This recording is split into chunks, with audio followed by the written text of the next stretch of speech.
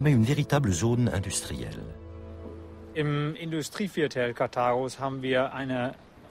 Dans le quartier industriel de Carthage, nous avons trouvé un grand nombre de ces soufflets à l'intérieur des fourneaux. Nous les avons examinés dans le laboratoire d'Amsterdam. Dans la partie située à l'intérieur du fourneau, on a trouvé une forte teneur en calcaire. Cela signifie que lors du processus de fonte, lors du travail du métal, on ajoutait de la chaux afin de débarrasser le minerai de fer de ses impuretés.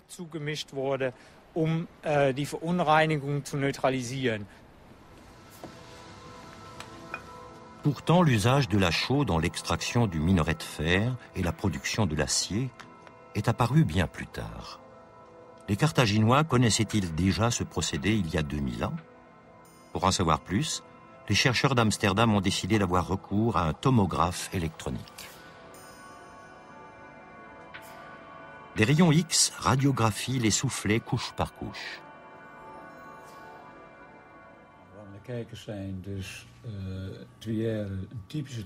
Les images ne laissent aucun doute. Les Carthaginois connaissaient bel et bien un procédé en plusieurs étapes permettant la fabrication du précieux minerai. Un procédé qui fut redécouvert au XIXe siècle, au début de l'ère industrielle. Dans l'un des soufflets, on trouve même une valve permettant de contrôler le flux d'air.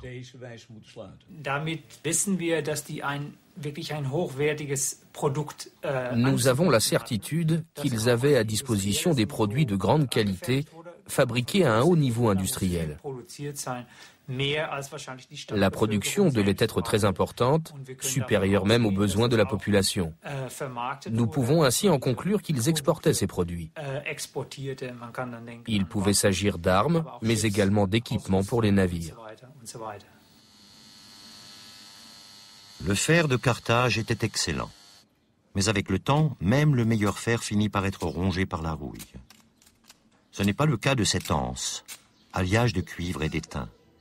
Les Carthaginois contrôlaient le commerce avec ces métaux, dont ils tenaient l'origine secrète.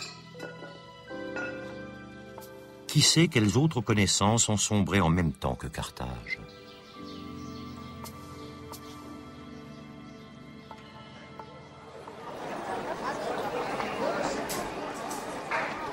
Dans les souks de Tunis, de nombreux artisans continuent à travailler à la main, comme il y a 2000 ans.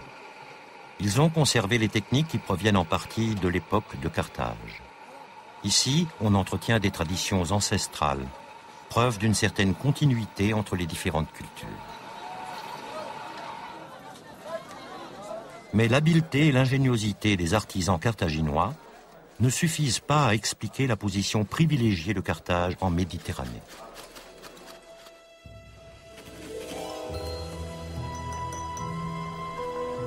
Ce sont les commerçants qui sont à l'origine de cette opulence.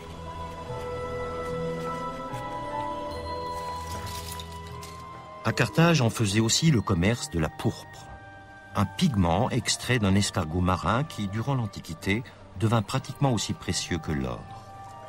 La pourpre était aussi réputée que le sens des affaires des commerçants carthaginois. Leur réputation allait même jusqu'à Rome. Pline l'Ancien décrit d'ailleurs leurs ancêtres phéniciens comme les inventeurs du commerce.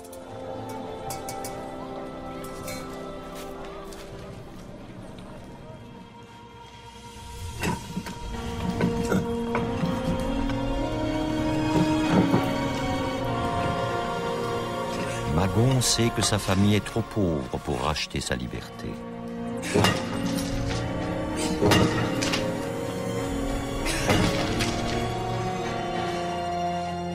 Seul Bériclite pourrait l'aider.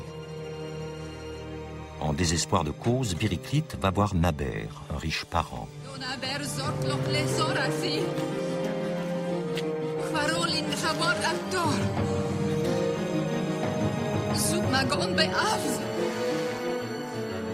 La trace de Magon les mène au marché d'esclaves.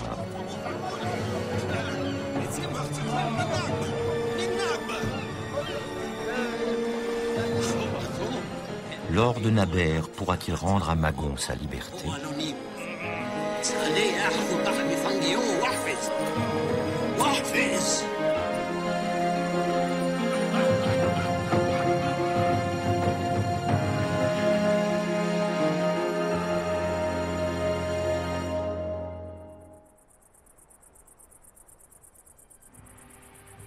La ville de Douga se trouve à 4 ou 5 jours de Carthage, dans l'arrière-pays. Pour les caravanes, c'est une étape importante.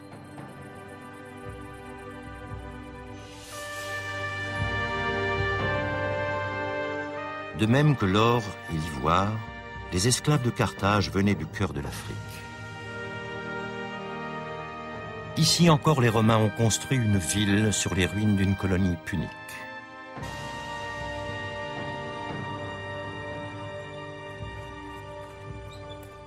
Sous les ruines de la ville romaine, les archéologues de Fribourg en Allemagne cherchent des traces de cette colonie.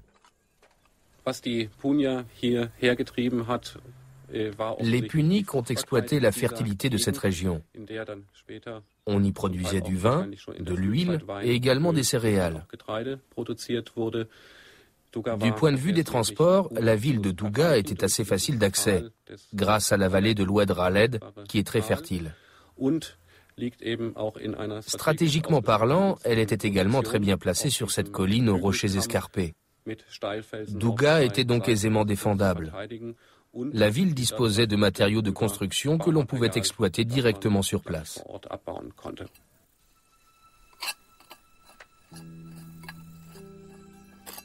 En fouillant sous les couches romaines, les archéologues ont trouvé les murs d'un quartier d'artisans puniques. Ces éclats d'amphore proviennent pour la plupart de la production locale. Parmi elles, des tessons d'amphore romaines.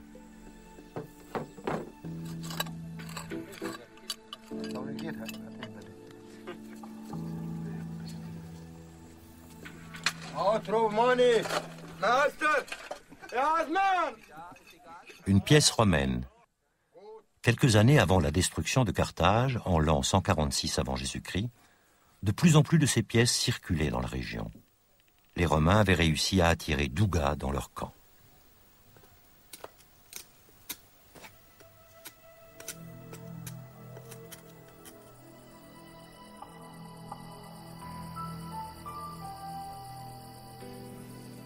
Les Romains ne se contentaient pas de combattre avec des armes. Ils savaient aussi manier le verbe. Ils ont lancé une rumeur selon laquelle les Carthaginois sacrifiaient leurs enfants sur le Tophet, leur lieu de culte.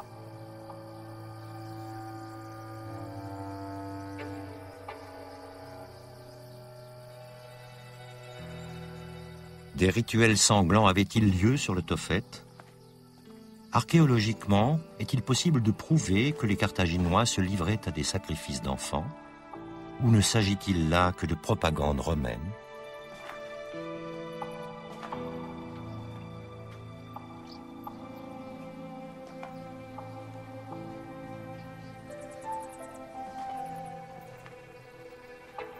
Sous les stèles, on a effectivement trouvé des eaux carbonisées qui, sans nul doute possible, appartenaient à des enfants. Pour de nombreux chercheurs, c'est la preuve que des sacrifices ont bien eu lieu. Mais pas pour le professeur Shelby. Depuis un certain nombre d'années, on croit plutôt que le Tophet était une sorte de cimetière d'enfants. Et cela à cause des analyses, du résultat des analyses qui ont été faites à partir des cendres trouvées dans les urnes. On s'est rendu compte que ces cendres appartenaient à des fœtus ou à des enfants morts-nés. Ensuite, on s'est souvenu qu'à Carthage, les tombes d'enfants sont plutôt rares, alors qu'il y avait une très forte mortalité. Donc, probablement ici, en présence d'un cimetière d'un type un peu spécial, où l'on présentait les enfants qui étaient déjà morts, on les rendait aux divinités de Carthage, Baalaman et Atanit. Le quotidien des Puniques était dominé par les dieux et les esprits. Parmi eux, le dieu Baal-Hamon, le protecteur de Carthage. Et Tanit, la déesse de la fertilité et de la prospérité.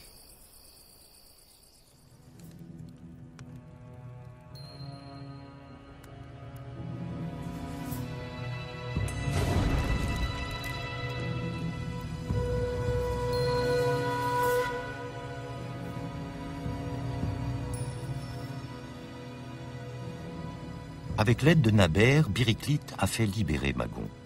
À présent, il retrouve sa condition d'homme libre.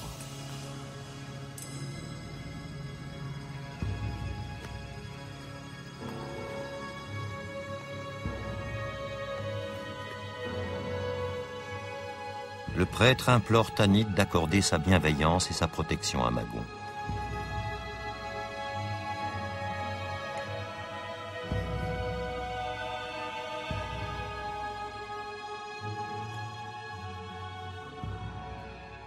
Magon repart purifié et fortifié.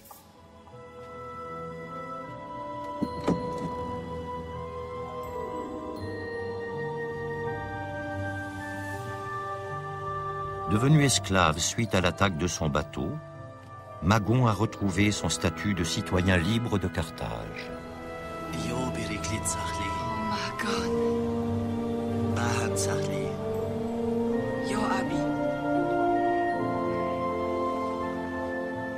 Sous la protection de Tanit, il reviendra sûrement sain et sauf de ses prochains voyages vers des terres lointaines.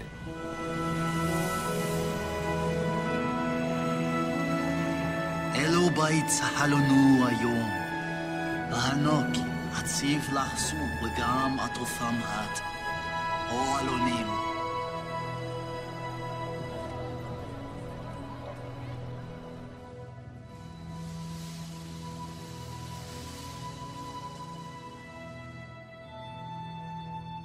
Au musée de Carthage, 2 sarcophages, sans doute ceux d'un riche marchand et de sa femme.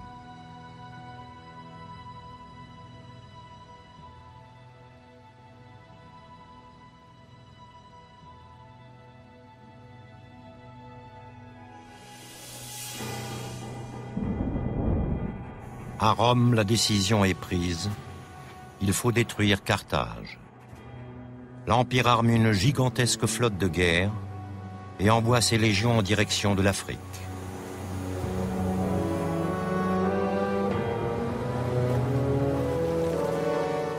Au printemps de l'année 146 avant Jésus-Christ, Rome porte l'assaut décisif. La ville est assiégée.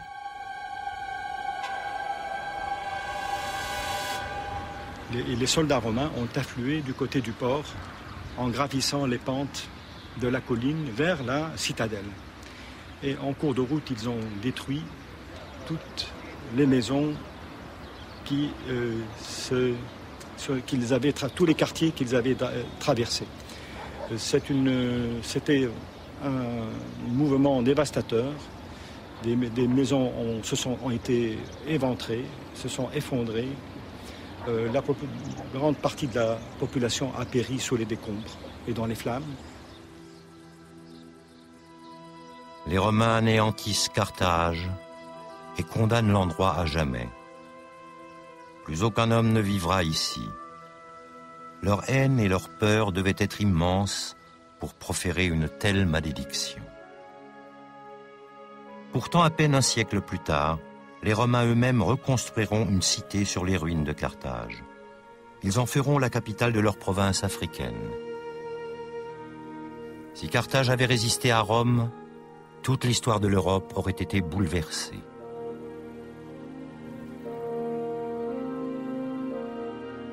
Mais une fois sa rivale anéantie, plus rien n'empêche Rome de devenir la grande puissance de la Méditerranée.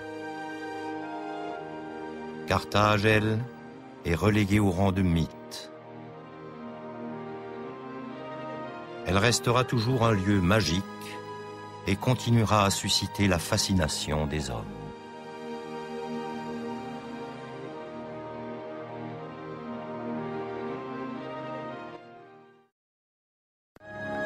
La semaine prochaine, la série Hauts lieux de l'Antiquité nous mènera à Rome, au IIe siècle de notre ère. Elle était alors la première ville de l'histoire à compter 1 million d'habitants. Comment gérait-elle les inévitables tracas et nuisances, les embouteillages, le logement, la salubrité, voire les émeutes? Archives et reconstitutions nous permettront de le vivre in situ la semaine prochaine. Les curieux peuvent déjà cliquer.